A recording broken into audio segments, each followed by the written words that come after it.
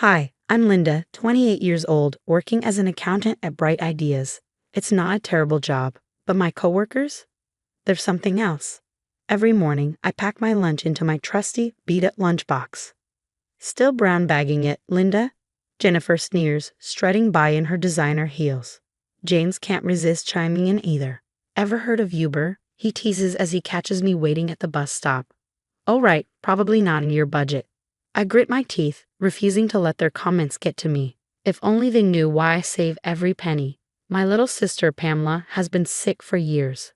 Her treatments are expensive, and with our parents out of the picture, it's all on me. So yeah, I bring lunch from home, take the bus, and shop at thrift stores. Sue me. One afternoon, Lisa, with her fake smile plastered on, asks, Linda, we're all going out for drinks after work. Want to join? Oh wait, maybe that's not in your budget. I force a smile. Thanks, but I've got plans. My plans usually involve heading straight home to Pamela. She needs help with her meds, and honestly, I'd rather be with her than deal with these jerks. Tyler, the new guy in accounting, is the only one who treats me decently. After a particularly nasty comment from Jennifer about my clearance rack outfit, he leans in and whispers, "Don't let them get to you." I nod, grateful for his kindness. But I can't tell him or anyone else about Pamela and the experimental treatment I'm saving up for. That's my business. Later that week, I'm heating up my sad little microwave meal when Jennifer saunters into the break room with her entourage. Oh my God, did you see what Linda's wearing today? She stage whispers. I swear it's the same blouse from last month. Maybe she's going for a world record. James laughs, but I tune them out. I have bigger things to worry about than their petty comments. At home that evening, Pamela notices I'm quieter than usual. Rough day at the office? She asks, wincing as she stretches on the couch. I paste on a smile. Nothing I can't handle. How about we watch that new show you've been talking about? As we curl up on the couch, I remind myself why I endure the snide remarks and the isolation at work. One day, we'll have enough saved for that treatment. One day, Pamela will be better. And on that day, I'll walk into that office with my head held high, knowing every brown bag lunch and thrift store outfit was worth it. The office is decked out in tinsel and cheap decorations for our annual Christmas party. I'm already on edge, having spent the morning helping Pamela through a painful flare-up. Linda, you made it. Jennifer's voice drips with fake enthusiasm. Love the festive sweater, Goodwill's finest. I tug at my worn red sweater and force a smile. Thanks for noticing. All right, everyone. Jennifer claps her hands. Time for Secret Santa. I've forgotten all about it in the chaos of Pamela's recent hospital stay. Who's got Linda? Jennifer sing-songs. James steps forward with a smirk. That'd be me. He thrusts a box into my hands. I unwrap it slowly, aware of everyone watching. Inside is a brand new designer wallet. Thought you could use something to put all that money you're saving in. James laughs, and the room erupts in snickers. My face burns with embarrassment, but I keep my head down. Lisa interjects, pretending to be the voice of reason. Oh, come on, James, I'm sure Linda put a lot of thought into it. Later, I overhear them whispering in the corner. So Cancun in February? Jennifer gushes. Found this amazing all-inclusive resort. Sounds perfect. Lisa agrees. Just don't tell you know who. Can you imagine Linda on a beach? She'd probably bring bagged lunches to save money. Their laughter cuts through me like a knife. I turn to leave and nearly collide with Tyler. You okay? He asks, concern etched on his face. I nod, barely holding it together. I'm fine. I manage, then rush for the exit. At home, I find Pamela looking pale on the couch. How was the party? She asks weakly. I force a smile. Oh, office parties. Did you hear back about that new treatment? My heart clenches. Not yet, but don't worry. We'll figure it out.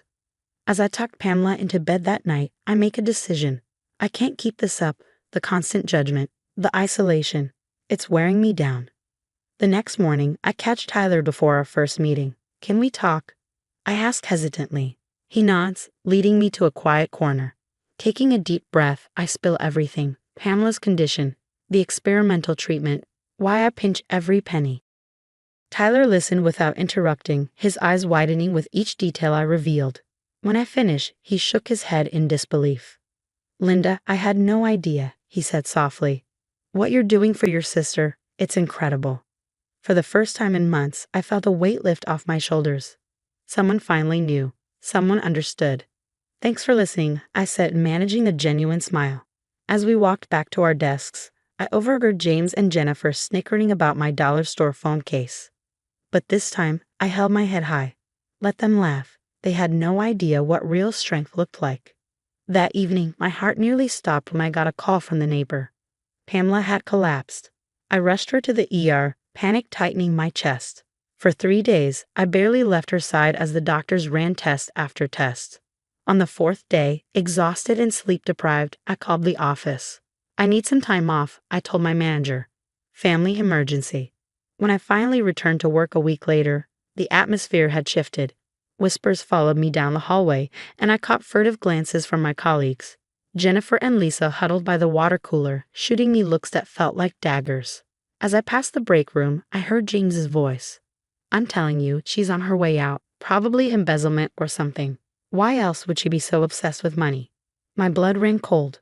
What the hell had they been saying about me while I was gone? Lisa approached my desk, her face a mask of fox concern. Linda, honey, we've all been so worried. Is everything okay? We heard some things.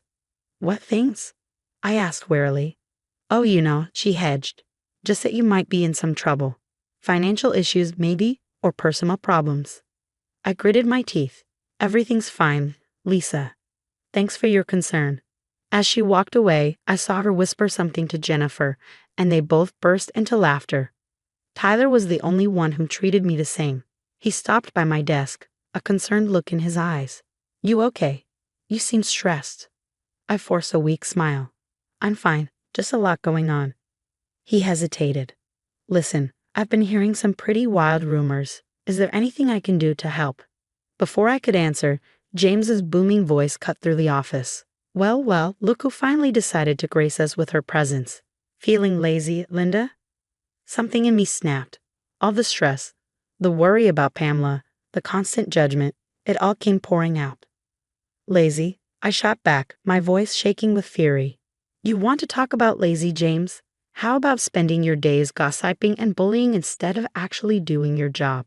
The office went dead silent. James's face turned a furious shade of red. How dare you? He began, but I cut him off. No, how dare you? You have no idea what I've been dealing with. None of you do. You sit here in your little bubble, judging me for being cheap or stingy, when you don't know the first thing about my life. Oh, please, Jennifer sneered. We all know you're just a tightwad. My sister is dying. I shouted, tears streaming down my face. She's dying, and I've been killing myself trying to save money for an experimental treatment that might save her life. So yes, I bring my lunch, I take the bus. I shop at thrift stores because every single penny counts when someone you loved is suffering. The silence that followed was deafening.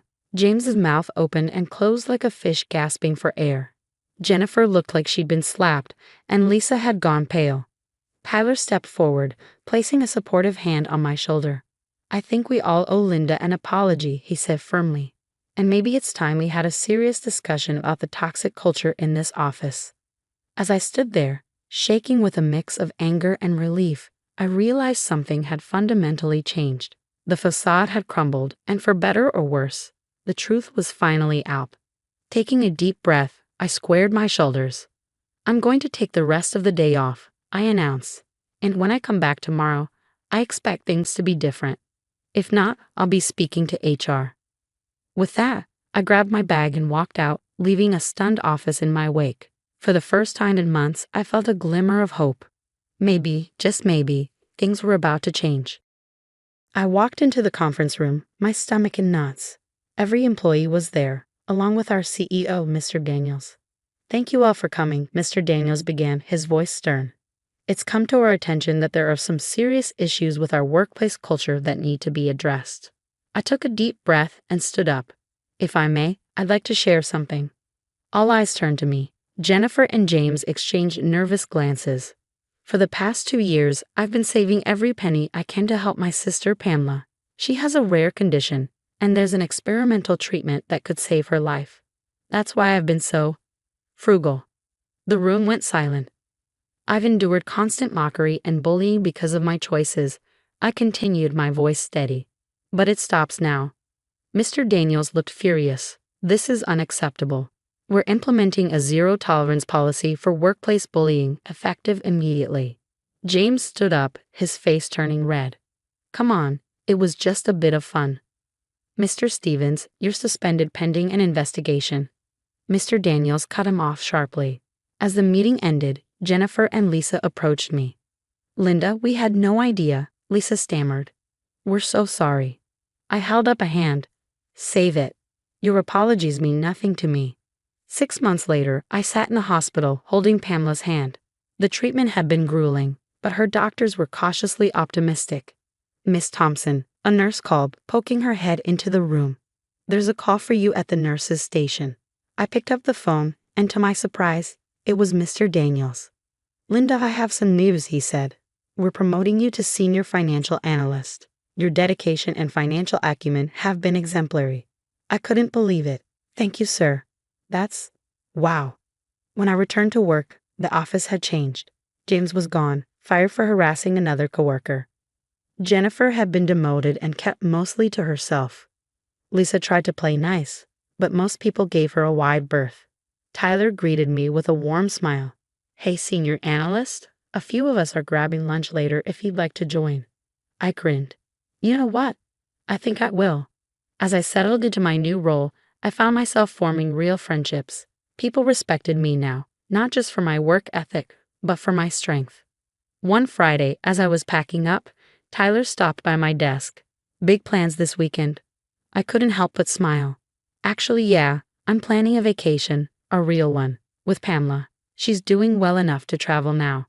That's fantastic. Where to? Thinking Hawaii. Figured I've earned some beach time.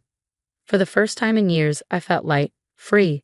I had stood my ground, saved my sister, and come out stronger. As I stepped into the warm sunshine outside the office, I knew the best was yet to come. If you were in my position, would you have revealed your personal struggles to your coworkers sooner, or would you have kept it private?